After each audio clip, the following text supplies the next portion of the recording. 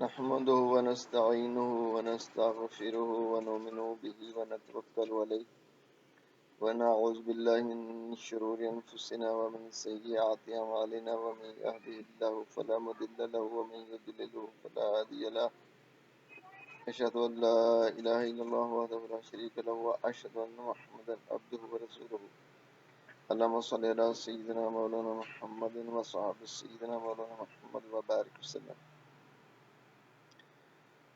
آج جو میں بات کرنا چاہ رہا ہوں وہ ایک ایسی گمراہی جس میں لوگوں کو آگاہی دینا چاہ رہا ہوں، خاص طور پہ وہ لوگ جو ضلع سیالکوٹ اور گاؤں پریل سے تعلق رکھتے ہیں اور ارد گرد کے جو لوگ ہیں جو جاننے والے ہیں ان سے میں مخاطب ہوں. جناب محترم، میری پیدائش پریل کی ہے اور آج 5 ستمبر 2022 کو میں یہ ریکارڈنگ کر رہا ہوں تاکہ بعد میں آنے والے لوگ ایک غلط بات کو جس کا بالکل وجود ہی کوئی نہیں اور جو نفس اور شیطان کے فریم میں اور دھوکے میں آ کے ایک کام کیا گیا ہے اور جس میں صرف نفس پرستی، ہوس پرستی، دنیا کا لالچ اور اپنی آخرت برباد کرنے کے لیے جس کی بنیاد رکھی گئی ہے. میرے علم میں جو بات ہے، میں نے اپنے اللہ کی رضا کے لیے یہ چاہا ہے کہ بعد میں آنے والے لوگ حقیقت سے باخبر رہیں اور میں اس حقیقت کو جیسے میں جانتا ہوں واضح طور پر میں لوگوں کی رہنمائی کر جاؤں. وہ یہ ہے کہ شاہ دین جو کہ دکن محلے میں رہائش پذیر ہے، یوسف کا بھائی، ان کی زمین تھی بدھو والے کھوہ میں اور ہم بچپن میں وہاں جایا کرتے تھے چڑیوں کے ٹوپ وغیرہ دیکھنے.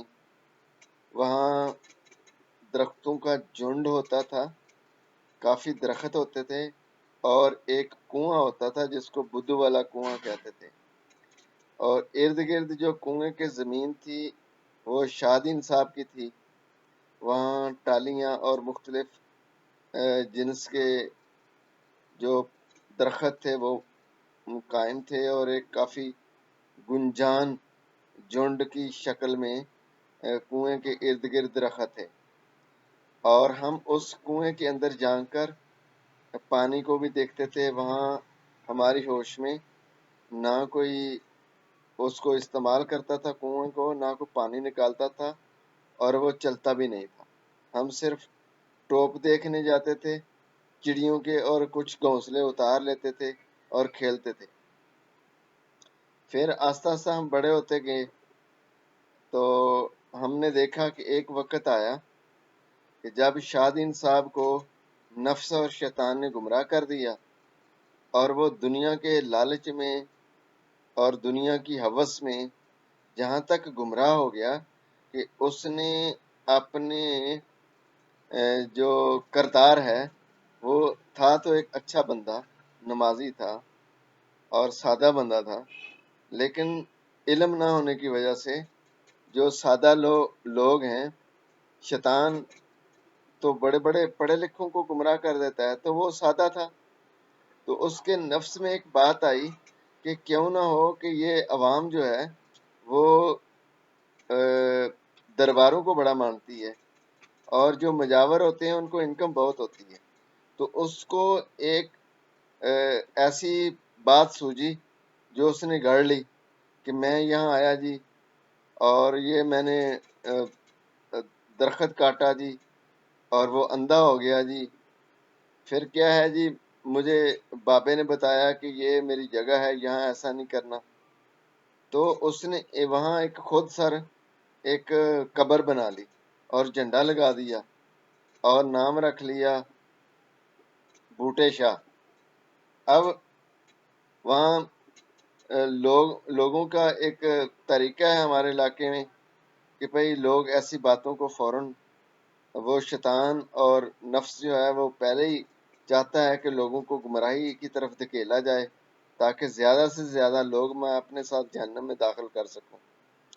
تو لوگوں کو بھی گمراہ کر دیا اور لوگ بھی گمراہ ہو گئے، وہاں لوگوں نے منتیں ماننی شروع کر دیں۔ تو بھئی کام صرف اللہ کرتا ہے۔ دعا نیک ہو بندہ، خواہ وہ دنیا سے چلا جائے یا موجود ہو۔ اہل سنت و جماعت کا عقیدہ ہے کہ وہ اگر دعا کریں تو اللہ کی بارگاہ میں ان کی دعا مستجاب ہوتی ہے۔ تو دعا تو اللہ تبارک و تعالیٰ کافر کی، مشرک کی، عیسائی کی، یہودی کی، وہ مسلمان ہو یا نہ ہو، ہر ایک کی دعا سنتا ہے۔ وہ رب العالمین ہے، وہ الحمدللہ رب العالمین۔ یہ سورۃ فاتح کی پہلی آیت ہے کہ ساری تعریفیں اللہ کے لیے ہیں جو رب ہے عالمین، یعنی سارے جہانوں کا مالک، اور جو سارے جہانوں کا رب ہے، پالنے والا ہے، اس کی حمد۔ تو اب ہر ایک جو بھی اللہ کی بارگاہ سے مانگتا ہے، وہ اگر مومن ہے تو اس کی دعا تو اللہ کے ہاں قبول ہونی ہے، اور اگر کوئی ایسی چیز مانگتا اللہ کی بارگاہ سے جو اس کے لیے نقصان دہ ہے، جو فائدہ مند نہیں ہے، تو اللہ کی مرضی۔ اور بعض اوقات بندہ نفس اور شیطان کے راستے میں ایسا چلتا ہے کہ وہ اللہ کو چھوڑ کر لوگوں پہ ڈپینڈ کرنا شروع کر دیتا ہے۔ وہ لوگوں سے مانگتا ہے یا بابوں سے مانگتا ہے یا درباروں سے مانگتا ہے۔ یہ بدعت ہے، یہ گمراہی ہے، ایسا نہیں ہونا چاہیے۔ نہ لوگ دیتے ہیں، نہ بابے دیتے ہیں، نہ کوئی پیر دیتا ہے، اور نہ نیک دیتا ہے نہ بد دیتا ہے۔ دیتا صرف ایک ہی ہے، وہ ہستی ہے اللہ کی، ہر چیز اسی سے ملتی ہے، اور اسباب ہیں، اس نے جو کائنات میں اسباب رکھے ہیں، اس میں نیک لوگوں کا قرب اور نیک لوگوں کا وسیلہ، یہ بھی ایک سبب میں سے ہے۔ تو اس کی آڑ میں لوگ گمراہ ہو گئے ہیں۔ لوگ ڈائریکٹ بابوں سے مانگتے ہیں یا قبروں سے مانگتے ہیں، جو کہ گمراہی ہے۔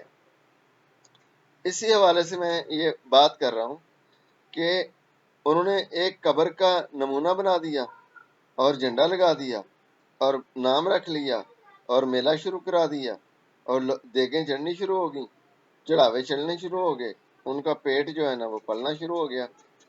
بعد میں بیٹا جوان ہوا، اس نے بھی اپنے والد کے نقش قدم پر، کسی کو نہیں پتا کہ دفن کون ہوا ہے، نہ کسی کی قبر ہے وہاں، ٹھیک ہے۔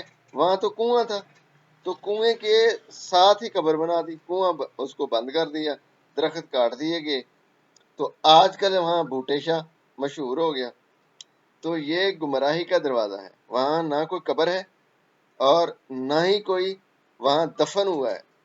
اور میں یہ صوفی سے درست بات کہہ رہا ہوں کہ آج بھی کوئی وہ قبر کھود کر دیکھ لے، نہ کوئی ہڈی ملے گی، نہ کسی میت کے کوئی آثار ملیں گے، وہاں دفن ہی کوئی نہیں ہوا۔ یہ شیطانی چال ہے، اور وہاں دربار بنا دیا گیا، اور بعد میں آنے والے پتہ نہیں کیا کیا منتیں مانگیں گے اور کیا کیا وہاں ہوگا۔ تو اس کو روکنے کے لیے میں نے یہ ویڈیو بنائی ہے۔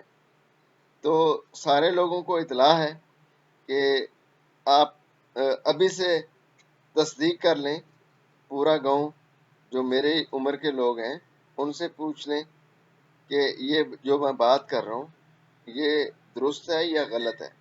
وہاں نہ کوئی دربار تھا، نہ کوئی قبر تھی، وہاں صرف درخت اور کنواں تھا، اور ایک خواب جھوٹے بھی ہوتے ہیں، سچے بھی ہوتے ہیں، اور اس کا خیال اور تصور اور سوچ کہ جی میں یہاں سے لکڑی کاٹی ہے اور میں اندھا ہو گیا ہوں، پھر میں نے معافی مانگی ہے تو وہ اندھا پن دور ہو گیا، پھر جب سارے درخت کاٹے ہیں تو کوئی بھی اندھا نہیں ہوا، پھر باپے کی طرف سے اجازت ہوگی۔ کائنات میں سوائے اللہ کے کوئی کسی کو کوئی اندھا نہیں کر سکتا، یہ بات ہمیں جاننی چاہیے۔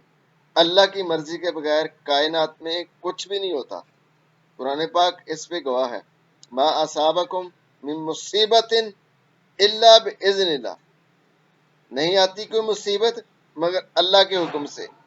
تو مصیبت اندھا ہونا بھی ہے، اللہ کے حکم کے بغیر کوئی اندھا نہیں ہو سکتا، جبکہ کوئی بھی اندھا نہیں ہوا۔ یہ سارا جھوٹ ہے اور بکواس ہے۔ جو ایک بندے نے اس سے سرزد ہوگی وہ اللہ کو پیارے ہوگے، اور میں نے بھی قبر میں جانا ہے، تو اگر میں جھوٹی بات کر کے قبر میں جاؤں گا تو میرے لیے بھی عذاب تیار ہے۔ تو میں ڈرتا ہوں اس عذاب سے جو اس بدعت کی وجہ سے، جو اس گمراہی کی وجہ سے لوگوں کو نہ آ جائے، اور لوگوں کو اس عذاب سے بچانے کے لیے میں نے یہ بات کہی ہے۔ اپنے قُوْ أَنفُسَكُمْ وَأَهْلِيكُمْ نَارًا وَقُودُهَا النَّاسُ وَالْحِجَارَةُ، اپنے آپ کو بھی بچاؤ، اپنی اولاد کو بھی بچاؤ اس آگ سے جس کا ایندھن انسان اور جن ہے، انسان اور پتھر ہے۔ تو اللہ ہماری حفاظت فرمائے۔